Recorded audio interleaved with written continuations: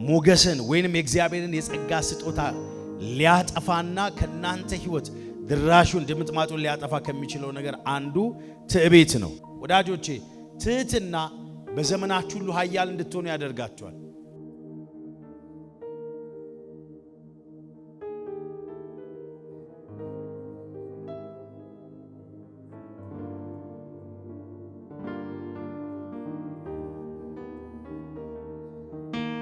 ዛሬ የምንመለከተው ሞገስ የምናጣባቸው መንገዶች። ሞገስን ለማግኘት መቆፈር ወይንም ብዙ ማድረግ ከኛ የሚጠበቅ ነገር የለም። ሞገስ ለማግኘት ሞገስ ወደ ህይወታችን እንዲመጣ ከኛ የሚጠበቅ ነገር ምንም የለም። ግን ሞገስ ደግሞ በእኛ ህይወት ውስጥ የመጣውን ያን ሞገስ የምናጣባቸው መንገዶች አሉ። በደንብ ስሙኝ።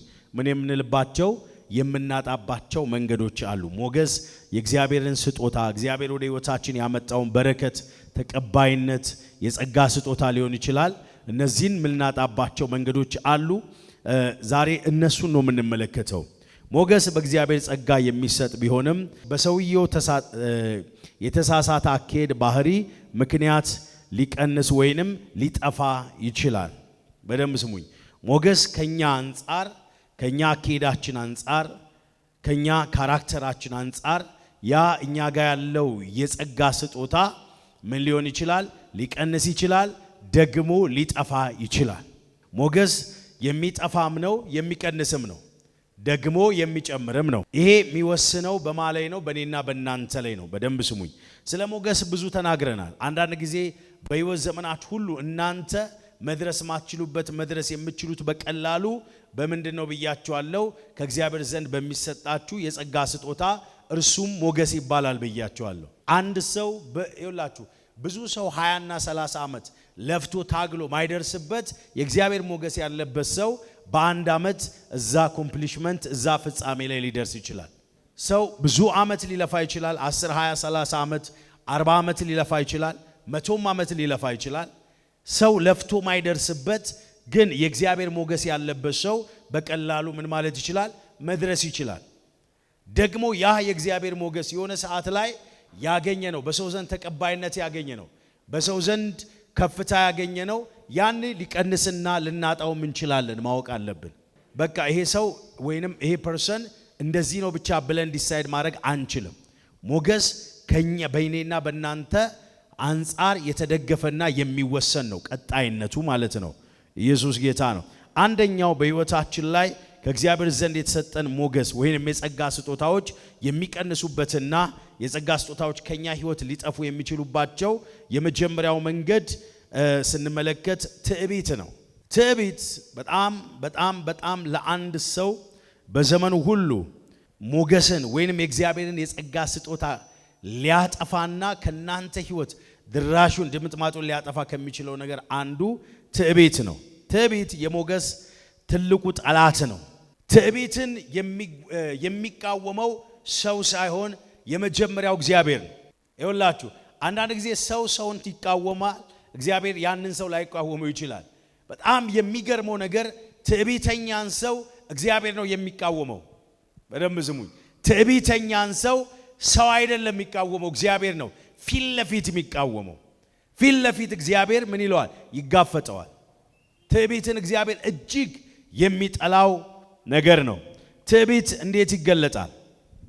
እግዚአብሔር ለትሑታን ጸጋን ወይንም ሞገስን ሲሰጥ፣ ትዕቢተኞች ግን ደግሞ በጽኑ ይቃወማቸዋል። እግዚአብሔር ለትሑታን ጸጋ ይሰጣል፣ ትዕቢተኞችን ደግሞ እጅግ በጽኑ ምን ያደርጋል?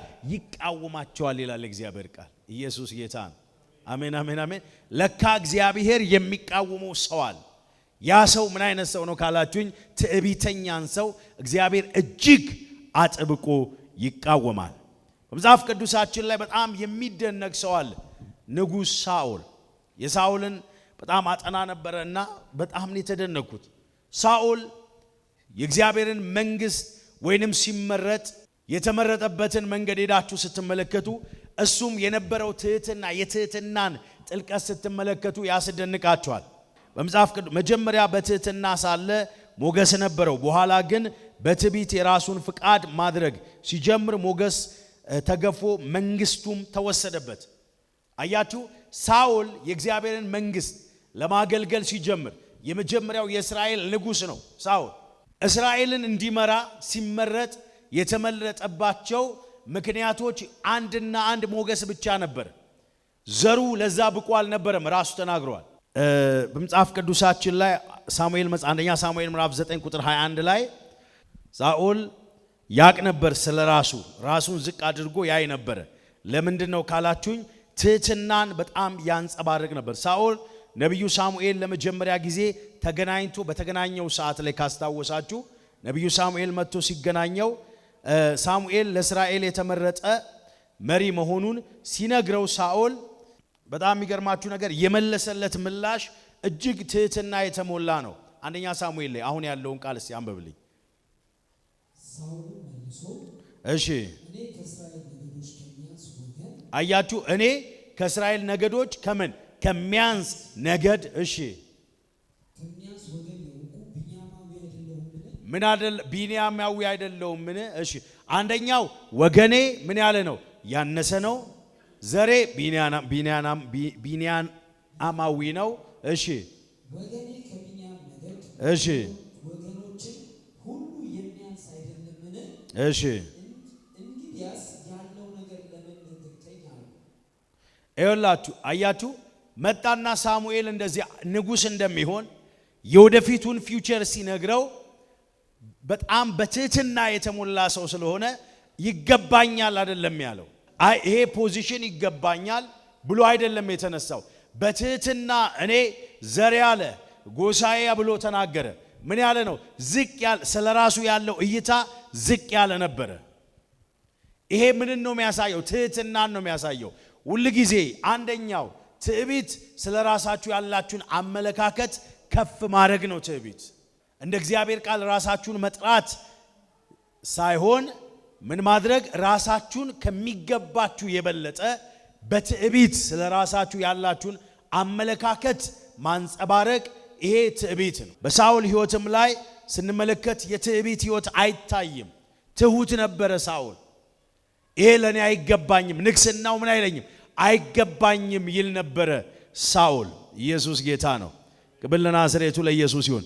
ሁለተኛው ደግሞ ክብርን ይውላችሁ ከክብር መደበቁ። ኢየሱስ ጌታ ነው። ከፊት ለፊቱ ክብር መጥቷል፣ ንግስና መጥቷል። ምን አደረገ? ከክብር ነው የተደበቀው። ይሄ ሰው ራሱን ነው የሰወረው። አይ እኔ ምን አይለኝም አይገባይ በሚፈለግበት ሰዓት ላይ ለስልጣን ሲፈለግ ሳኦል አልተገኘም ነበረ። የእግዚአብሔርን ቃል ሄደን ስናነብ አንደኛ ሳሙኤል ምዕራፍ 10 ቁጥር 21 እና 22 ላይ እሺ እሺ እጣው በማጥሪን ወገን ላይ ወደቀ። እሺ የማጥሪንም ወገን በየሰው አቀረበ። እጣው በቂስ ልጅ በሳኦል ላይ ወደቀ። እሺ ፈለጉትም አላገኙትም። ምን አሉት? ፈለጉት። ይሄ ሰው ልክ እጣው ሲወጣ የነበረው ትህትና ስልጣን አለመፈለግ አይደል። ትህትናው ምን አደረገ? በቃ ይሄ ፖዚሽን ለኔ ምን አይለኝም አይገባኝም፣ ሌላ የሚገባው ሰው አለ። ግን በሱ ላይ ምን ነበር? የእግዚአብሔር ሞገስ ስለነበረ እጣም ፈልጎ እሱ ጋር ነው የሚወድቀው። ኢየሱስ ጌታ ነው። ዛሬ እንደዚህ ብዬ ጸልያለሁ፣ ከሞገስ የተነሳ ባትፈልጉ እንኳን ይከተላችሁ በኢየሱስ በረከት ይከተላችሁ በናዝሬቱ በጌታ ሃሌሉያ አሜን አሜን አሜን። አያችሁ እሱ ቢደበቅም ቢሸሸግም ፈልገው እንኳን ለማግኘት ቢታገሉም ሊያገኙት አልቻሉም። ከምን የተነሳ? ከትህትና የተነሳ። ሳኦል ትሁት የነበረ ሰው ነው። ሳኦል ትዕቢተኛ ሰው አይደለም። እግዚአብሔር ሞገስን የሰጠው ሰው ነው። ያ ሞገስ ደግሞ ሲመጣ የመጣው ዝም ብሎ የመጣ አይደለም። ያ ሞገስ የመጣው በትህትና የመጣ ሞገስ ነው። ወዳጆቼ ትሁት በሆናችሁ ቁጥር እናንተ እንኳን ከፍታ ባትፈልጉ ከፍታ ፈልጎ ያገኛቸዋል። አይ ከፍታ ይቅርብኝ እንኳን ቢል ለትሁታን ነው እግዚአብሔር ከፍታን ጸጋን አሳልፎ የሚሰጠው። ኢየሱስ ጌታ ነው። ለሕዝቡ ንጉሥ ሆኖ እንዲነግስ ዕጣ በወጣ ጊዜ ሳኦል ይላል በሚገርም ሁኔታ ተደብቆ ነበረ። ሕዝቡ በፈለጉት ጊዜ ይላል ማግኘት አልቻሉም ነበር። በመጨረሻም እግዚአብሔር እነሆ በጓዝ መካከል ተደብቋል ብሎ እስኪነግራቸው ድረስ ራሱን ሰውሮ ነበር። ማን ነው የነገረው? እግዚአብሔር። ምን አለው? በጓዝ በሆነ ስፍራ ላይ ተደብቆ አለ ሳኦል። ሃሌሉያ! ኢየሱስ ጌታ ነው። አያችሁ፣ ሳኦልን የተከተለው ንግስና ነው፣ ውርደት አይደለም። ትዕቢተኞችን የሚከተለው ውርደት ነው። ትሑታንን ግን የሚከተለው ከፍታ ነው። ሃሌሉያ! አሜን፣ አሜን፣ አሜን። አያችሁ፣ ትሑት የሆነ አንድ ሰው ሲመጣ ንግስና ይጠብቀዋል፣ ከፍታ ይፈልገዋል፣ አሸናፊነት ይፈልገዋል፣ ውርደት አይፈልገውም። ይሄ የሳኦል የመጀመሪያው ህይወቱን ስትመለከቱ ራሱን ከክብር ይደብቅ ነበረ። ሌላኛው ሶስተኛው ደግሞ ለተቃዋሚዎቹ የነበረው ትዕግስት። ተቃዋሚዎች በተነሱበት ሰዓት ትሑት ሰው ያለውን አቅም አለኝ ብሎ አያጠፋም። ኃይል አለኝ ብሎ በኃይሉ አይመታም። መጉዳት ቢችል እንኳን አይጎዳም። የትሑት ሰው ማሳያው ማንጸባረቂያው ምንድነው? ያለውን አቅም ይደብቃል። ሁል ጊዜ በደንብ ስሙኝ ወዳጆች። ምን ያደርጋል?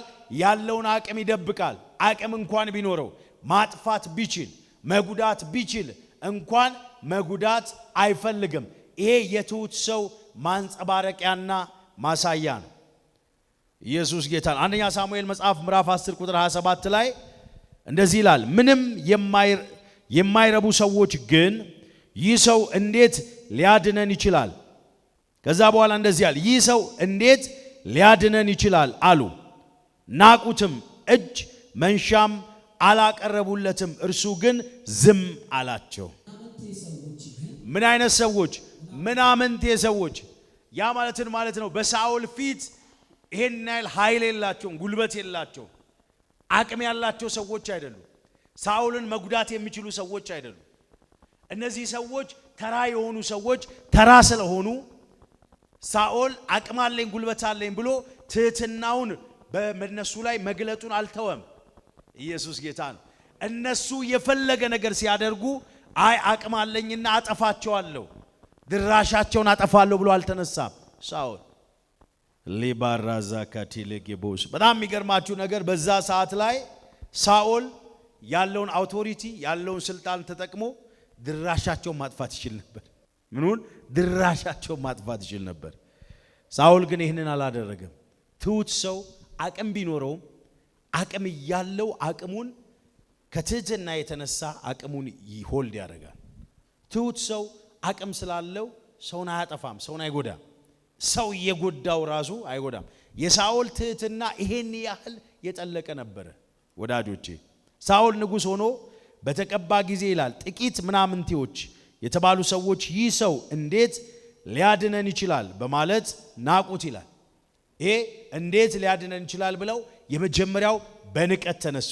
ንቀት በጣም ክፉ ነው፣ በጣም ከባድ ነው ንቀት። ሰው ከሚንቃችሁ ቢመታችሁ ደስ ይላችኋል። እንደ ንቀት በጣም መጥፎ ነገር የለም። ግን ሳኦል ከባድ ነገር ነው የደረሰበት፣ ያውም ንጉሥ። ሃሌሉያ! አንተ ንጉሥ ፖዚሽን ላይ ቁጭ ብለ ስትናቅ እንደፈለግ ማድረግ የምችልበት ፖዚሽን እያለ እንደፈለግ ማድረግ የምችሉበት አቅም፣ ጉልበት፣ ኃይል እያላችሁ ምን ማድረግ? ኖ ብላችሁ ኃይላችሁን መደበቅ፣ ኃይላችሁን ምን ማድረግ? ሂድን ማድረግ። ይሄ ነው የትህትና መገለጫ። በትሑታን ሰዎች ህይወት ላይ የእግዚአብሔር ጸጋ ያለ ገደብ ነው የሚገለጠው። በወቅቱ ስልጣኑን ተጠቅሞ ሊቀጣቸው ቢችልም በትህትና በትዕግስት አለፋቸው። መቅጣት ይችላል፣ መምታት ይችላል፣ የፈለገውን ነገር ማድረግ ይችላል፣ ግን አላደረገም። ትህትና የሚታየው ባላችሁ ሰዓት፣ አቅም ባላችሁ፣ ጉልበት ባላችሁ ሰዓት ነው። ትክክለኛ ትህትናችሁ የሚታየው። የአንድ ሰው ትክክለኛ ትህትና ቢታየው አቅም ባለው ሰዓት፣ ጉልበት ባለው ሰዓት፣ ኃይል ባለው ሰዓት ማጥፋት እየቻለ ሳያጠፋ ሲቀር ያኔ ምን ይታያል? ትህትና። ሳኦል ይሄ ሁሉ እያለው በትህትና ነው ያለፈው። ወዳጆቼ ትህትና በዘመናችሁ ሁሉ ኃያል እንድትሆኑ ያደርጋችኋል። ትህትና የእግዚአብሔር ጸጋ በሕይወታችሁ ላይ በኃይል እንዲገለጥ ያደርጋል። አያችሁ፣ በጸጋ ወንዝ ውስጥ እንድትዋኙ ያደርጋችኋል ትህትና። ክብር ለናዝሬቱ ለኢየሱስ ይሁን። በሳኦል ሕይወት ይሄ ነው የሆነው።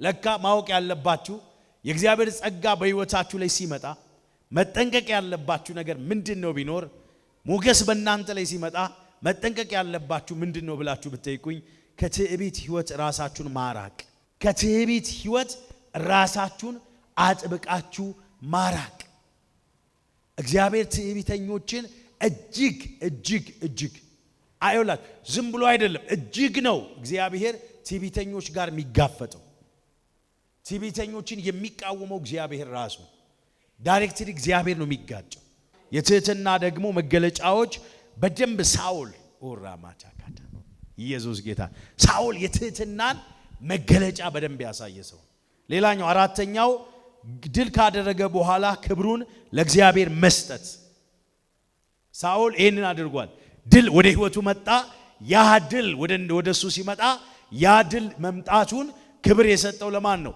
ለእግዚአብሔር ነው ለራሱ ክብር አልሰጠም ለራሱ ዕውቅና አልሰጠም ሳኦል ያደረገው ኦራማጃካ እግዚአብሔር በጀመራችሁበት መንፈሳዊ ስፒድ ያስቀጥላችሁ በኢየሱስ ወዳጆቼ ትህትና የእግዚአብሔር ሞገስ የእግዚአብሔር በረከት የእግዚአብሔር እጅ በህይወታችን ላይ በኃይል እየተገለጠ እየቀጠለ እንዲመጣ ከሚያደርገው ነገር መካከል ቁልፍ ፖይንት ትላንትና የምታደርጉትን አክቲቪቲ አሁን ጨምሩ ወዳጆቼ አሁን አብዙ ትህትና የሚገለጠው በዛ ነው ትላንትና ለእግዚአብሔር ቤት የምታደርጉትን ትላንትና ለእግዚአብሔር መንግስት የምትሮጡትን አትቀንሱ መቀነስ በኋላ ስለ ትዕቢት ስነግራችሁ ሾክ ነው የሚያደርጋችሁ አንዳንድ ሰዎች የነበራቸውን ቅንነት የነበራቸውን ረሃብ የነበራቸውን ከጌታ ጋር የነበራቸውን ረሃብ ሉዝ ያደርጉታል ያ ማለት አንደኛው የትዕቢት መንጸባረቂያና ማሳያ ነው ትዕቢት የሚያሳየው አንደኛው ያን ትላንትና የእግዚአብሔር ቤት ሲባል ያላችሁ ረሃብ መንቀጥቀጥ ቅናት ኢየሱስ ጌታ ነው ልክ ሰው ሳያቅ ወደ ትዕቢት ጎዳና ሽፍት ሲያደርግ አያውቀውም ሳያውቀው ትዕቢት ፕራይድ ውስጡ ላይ ሲገባ የነበረውን ቅናት ሉዝ ማድረግ ይጀምራል ይሄ አንደኛው የትዕቢት ምልክት ነው ሳኦል እንደዚህ ያደረገ ድል ካገኘ በኋላ ክብሩን ለእግዚአብሔር መስጠቱን አላቆመም ሳኦል ድል አግኝቷል ክብሩን ለማሰጠ ለእግዚአብሔር ሰጠ ትህትና ድል ባገኘን ሰዓት በረከትን እግዚአብሔር በሰጠን ሰዓት ቤታችን እግዚአብሔር በባረከ ሰዓት ነገራችን በቀየረ ሰዓት ምን ለእግዚአብሔር ምን መስጠት ክብር መስጠት መጽሐፍ ቅዱሳችን ላይ አንደኛ ሳሙኤል እዛው ዛሬ አንደኛ ሳሙኤል ላይ ነው የሚጨርሰው ኢየሱስ ጌታ ነው አሜን አሜን አሜን 11 13 ላይ ሳኦል ይላል ሳኦል ግን እግዚአብሔር ዛሬ በእስራኤል ዘንድ ማዳኑን አድርጓልና ዛሬ አንድ ሰው እንኳን አይገደልም አለ ሕዝቡ ሳሙኤልን እሺ ሳኦል አይንገስብን ያሉ እነማን ናቸው እሺ አሏቸውና እንግደላቸው አሉት ማን ያለው ሕዝቡ እሺ ሳኦልም ዛሬ እግዚአብሔር ለእስራኤል ማዳን አድርጓል ዛሬ መቼ ልክ እግዚአብሔር ማዳን ብሎ ሲናገር በዚህ ሰዓት ላይ ምን አግኝቶ ነበር ስልጣን ላይ ቁጭ ያለበት ቀን ነበር ኦሬዲ ሕዝቡ ምን አለ ልክ ስልጣኑን ሲይዝ ምን አለ ባለ ስልጣን ተጠቅመን ምን እናድርግ ሕዝቡን ባንተ ላይ የተነሱትን ለቅመን እናጥፋቸው እንግደላቸው አለ ግን እግዚአብሔር እንደዚህ አለ እኔ በቃ ስልጣኑን ይዣለሁ ብሎ ባለው አቅም ተጠቅሞ ሕዝቡን አላጠፋም እሺ ዛሬ እግዚአብሔር ለእስራኤል ማዳን አድርጓልና እሺ አንድ ሰው አይሞትም አለ ዛሬ ምን አይልም አንድ ሰው አይሞትም እሺ ሳሙኤልም ሕዝቡን ኑ ወደ ጌልጌላ እንሂድ በዚያም መንግስቱን እናድስ አላቸው ሃሌሉያ እስቲ አሜን በሉ እስቲ አያችሁ ኑ ወደ ጌልጌላ እንሂድ ጌልጌላ ሸለፈት የሚቆረጥበት የክርስትና ጅማሬ በዘመናችን ሁሉ እላችን ላይ ተጭኖ የነበረው ነገር የሚቆረጥበት ስፍራ ነው ኑ ወደዛ እንሂድ አላቸው ወዴት እንሂድ ኑ ወደ ጌልጌላ እንሂድ አያችሁ ሳኦል እንደዚህ አይነት ሰው ነበረ ትሁት ሰው ነበረ በጣም ትሁት ሰው ነበረ ይሄ ትህትና ነው ሳኦልን ንግስናው ላይ ያስቀመጠው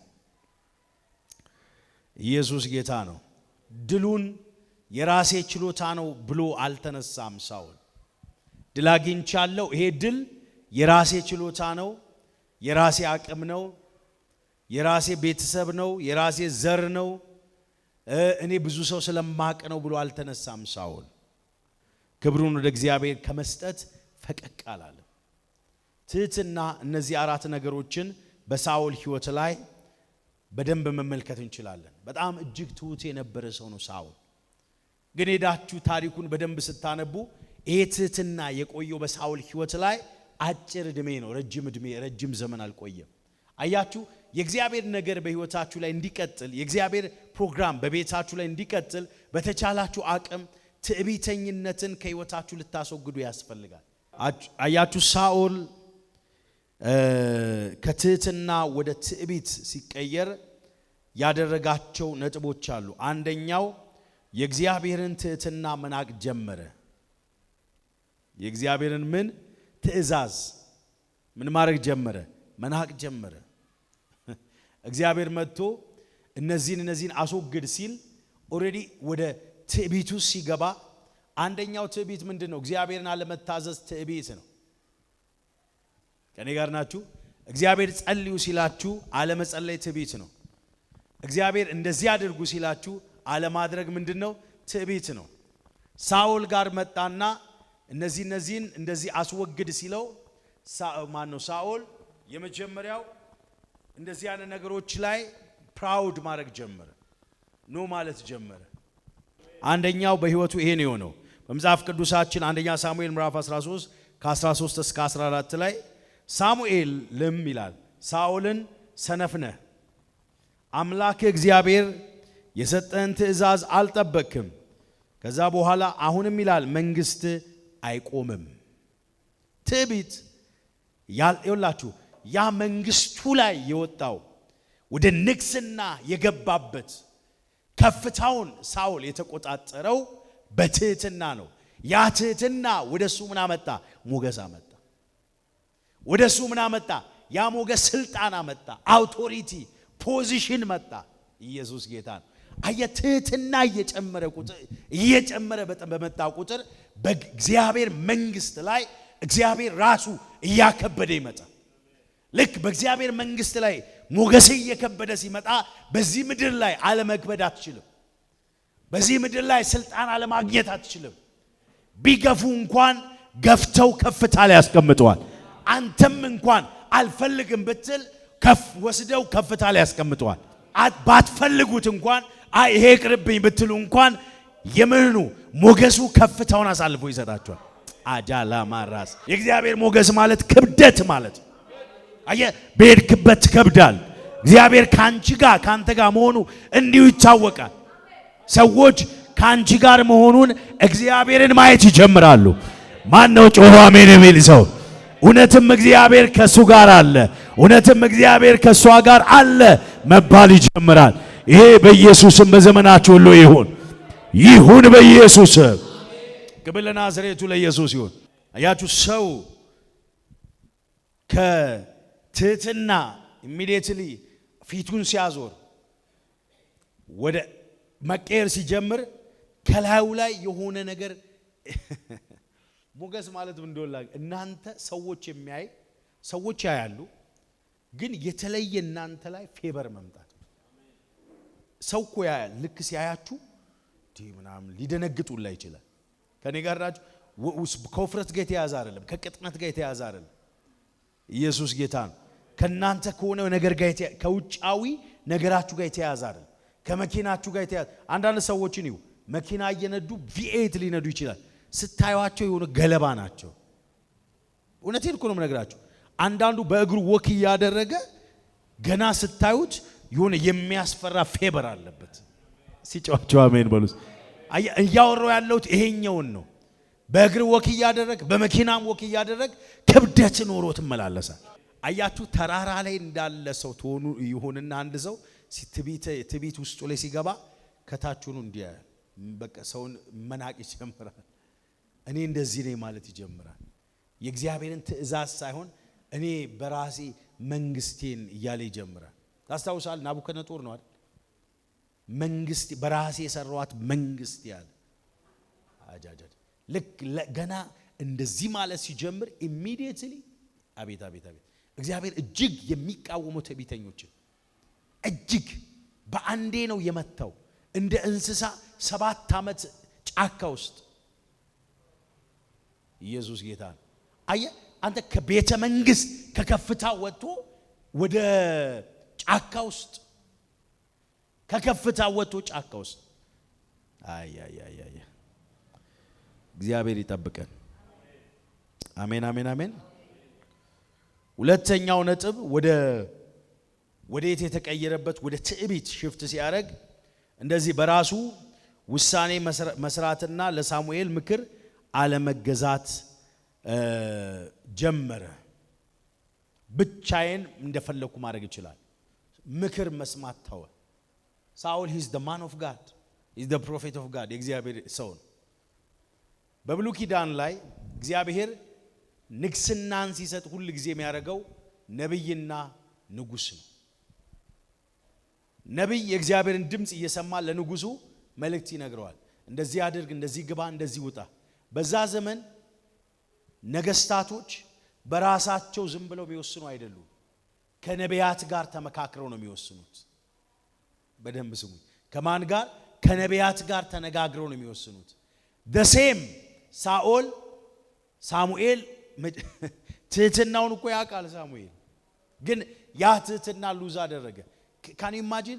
እግዚአብሔር ለ40 ዓመት እንዲነግስ ነው። ከ40 በላይ ሊነግስ ይችል ነበር። ግን በ3 ዓመት ውስጥ በ2 እና በ3 ዓመት ውስጥ ያንን ትልቅ ፖዚሽን አጥቶ በትዕቢት በ40 ዓመትም ቢመራም በዘመኑ ሁሉ ግራ እየተጋባለ የአጋንንት መጫወቻ ሆነ። ውስጣዊ ሰላም የለውም፣ ውስጣዊ ረፍት የለውም። ሞገስ የሌለበት ሰው እግዚአብሔር ጥበቃውን ከዛ ሰው ላይ ያነሳል። አያችሁ፣ ሰው ሞገስን ሲያጣ የእግዚአብሔርንም ጥበቃ ጭምር ነው የሚያጣው። ኢየሱስ ጌታ ነው። አየ ላንተ የታዘዘልህ ኤንጅሎቹ ራሱ ካንተ ይነሳሉ፣ ይሄዳሉ። በደንብ ስሙ። ሰው ወደ ትዕቢት ጎዳና መገስገስ ሲጀምር ላንተ የታዘዙልህ የሚጠብቁ ኤንጅሎች ካንተ መንገድ ካንተ ህይወት ላይ ይርቃል። ትላንትና የምታስፈራ የነበርክ ሰውዬ ትቀላለህ በሰው ፊት። ትላንትና ገና ሰው ሲያይ ማንኛውም ኬዝ ከአንዳንድ በቃ ሂድ እለፍ የተባለ ሰው ልክ ያ ነገር ስታጣ ነገሮች እንደ ነሐስ ይጠነክርብሃል፣ እንደ ብረት ስትሮንግ ይሆናል። ትታገላለህ፣ ትጥራለህ፣ ትሮጣለህ፣ ትቆፍራለህ። ውጤት ግን በህይወት ላይ አታገኝም። ከኔ ጋር ናችሁ? ኢየሱስ ጌታ። ሞገስ ያለበት ሰው ግን ምን ይሆናል መሰላችሁ? የሚታገለው ነገር የለም። የሱ በዛ ስፍራ መገኘት ብቻ ነገሮችን ይቀይራል። ከኔ ጋር ናችሁ? የሱ በዛ ስፍራ መሆን መገኘት ብቻ ሁኔታዎችን የመቀያየር ጉልበት አለው፣ ኃይል አለው፣ አቅም አለው። የእግዚአብሔር ሞገስ በዘመናችሁ ሁሉ አብሯችሁ ይግባ፣ አብሯችሁ ይጣ። ድገሙና አሜን ብላችሁ ሰዱ። አያችሁ፣ በመጨረሻው ደግሞ ምን ሆነ? ቅናትና ንዴት። ቅናት በህይወቱ መጣ፣ ንዴት። እነዚህ ማሸነፍ ጀመሩት። በፊት አይቀናም የነበረ ሰው፣ አይናደድም የነበረ ሰው፣ አያችሁ፣ እነዚህ ስቴፖች ወደ ህይወቱ ያ ብቻ በህይወታችሁ የሚከተል ካራክተር ጭምራል። ሰው ወደ ትዕቢት ጎዳና መሄድ ሲጀምር ትላንትና የነበረን ቅናት ትላንትና አንቀናም ነበረ። ውስጣችን ላይ ቅናት የሚባል ነገር በመቅናታችን ራሱ ምንናደድ በራሳችን ላይ ያ ነገር ይጠፋና ቅናት ውስጣችን ላይ መቀመጥ ጀመረ። አያችሁ፣ ሳኦል ህይወት ላይ ወደ ትዕቢት መሄድ ሲጀምር ምን መጣ? ውስጡ ላይ ቅናት። በቃ ኦሬዲ ታስታውሳላችሁ። ዳዊት እልፍ ገደለ፣ ሳኦል ሺህ ገደለ ሲባል ውስጡ ላይ ቅናት መቅናት ጀመረ። ትላንትና እኮ ንግስናን አልፈልግም ብሎ የተሸሸገ ሰው እኮ የተደበቀ ሰው እኮ ነው። አያችሁ፣ ትዕቢት በጣም ውስጣችሁ ላይ የተለየ ቅናትን ይፈጥራል። ያ ቅናት ደግሞ ሁለት አይነት ቅናት አለ። አንደኛው ቅዱስ ቅናት ነው። ሁለተኛው ደግሞ ክፉ ቅናት። ከኔ ጋር ናችሁ? ቅዱስ ቅናቱ ያ የእግዚአብሔር በረከት በህይወታችሁ እንዲመጣ ያደርጋል። እርኩስ ቅናቱ ደግሞ ምን ከየት የመጣ ነው? ከትዕቢት የመጣ ነው። አጥንትን ላይ ከባድ ቅዝቃዜ አጥንታችሁን ሲያገኛችሁ የሚሰማችሁ ፊሊንግ ልክ አጥንታችሁን ሲያገኛችሁ ቅዝቃዜ አጥንት በባህሪ ካገኘ በጣም ነው ፔንፉል ነው፣ ግን አያገኝም እንጂ ኢየሱስ ጌታ ነው።